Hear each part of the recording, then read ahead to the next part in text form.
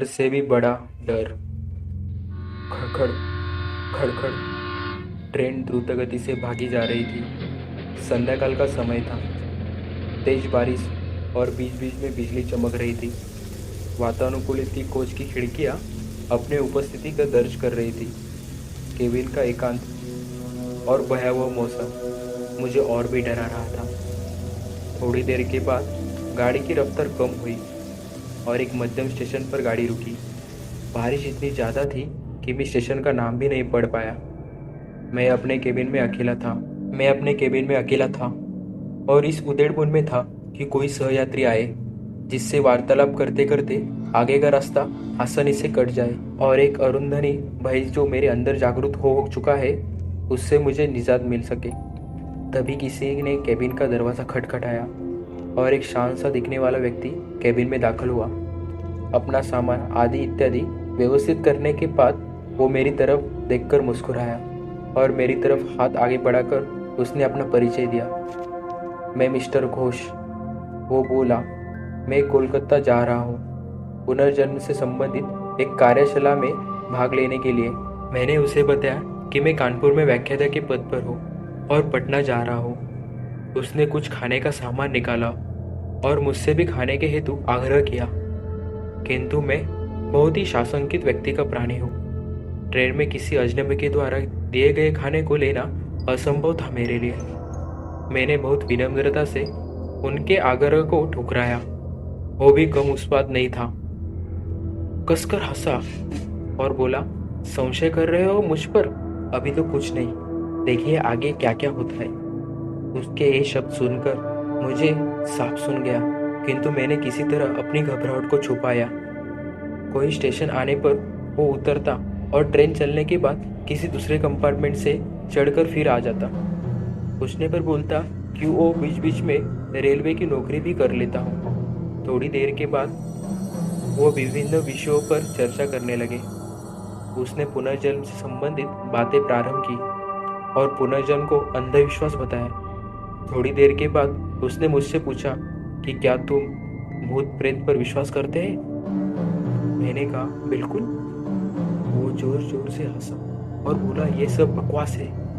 मुझे भूतों पर विश्वास था, किंतु वो भूतों के अस्तित्व को नकारता रहा। रात अपने यौवन पर पहुंची। चर्चा उपरांत में वातानुकूलित प्रथम श्रेणी के कक्ष में सोने का प्रयास कर रहा था। अचानक मुझे ऐसा अनुभव हुआ कि कोई मेरे गले पर गर्म अंगार रख रहा है। मैं हड़बड़ाकर उठा। कहीं कोई नहीं। मेरे अलावा उस कक्ष में मेरा वह सहयात्री भी था जो सामने की बर्थ पर लेटा घोड़े बेचकर सो रहा था। मैं फिर सोने का प्रयास कर रहा था। अभी आंख लगी ही थी कि मुझे अपने पेट पर बहुत तेज दबाव और हंसने की तेज आवाज सुनाई दी। मैं घबरा कर उठा तो देखा कि सहयात्री बर्थ पर नहीं था। लगभग 1-2 मिनट बाद वो आया और बोला, जनाब सोए नहीं? मैंने अपनी घबराहट रोकते हुए उससे कहा, अभी नींद नहीं आ रही है। और मैंने अपने बैग से एक मैगजीन निकाली और पढ़ने का नाटक करने लगा। सहयात्री भी बर्थ पर लेट गया और कुछ देर में उसके खर्राटे केबिन में गूंजने लगे। मैं भी थोड़ा निश्चिंत हुआ और बर्थ पर आंखें बंद करके लेट गया। ट्रेन कभी धीमी होती, कभी रफ्तार पकड़ लेती, लेकिन मेरे दिल ने अब तेज रफ्तार की पकड़ रही थी। भय और घबराहट के कारण लघु शंका की इच्छा अपने आप जीवित हो रही थी और मैं टॉयलेट की तरफ मुड़ा।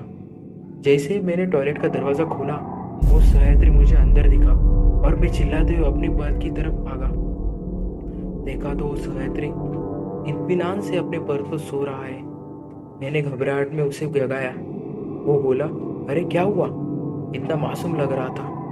वो जैसे कुछ जानता ही ना हो। मैंने कहा, आप यहाँ भी और टॉयलेट में भी? वो कुटिलता से हंसा और बोला, मैं कितने रूप में कहीं पर भी रह सकता हूँ। घबराहट के मारे मैं पसीने से तरबतर, बिल्कुल निर्जीव सा उसके सामने खड़ा था। वो बोला, तुम्हें भूतों पर विश्वास था ना? तुम्हें तुम्हारे विश्वास का प्रमाण देना था। तुम्हारे जैसे लोगों के कारण ही हम भूत पिशाच लोगों का अस्तित्व है। इतना कहकर वो मेरे आंखों के सामने से अचानक से गायब हो गया। मैं डर के मारे अवाक और युजुसा अपने बर्थ पर बैठ गया। तभी केबिन के अंदर टिकट निरीक्षक आ गया। उसका चेहरा देखकर मुझे बेहोशी छाने लगी, क्योंकि ये वही सहयात्री था मेरा, और वो टिकट चेक कर मुस्कुराता हुआ चला गया।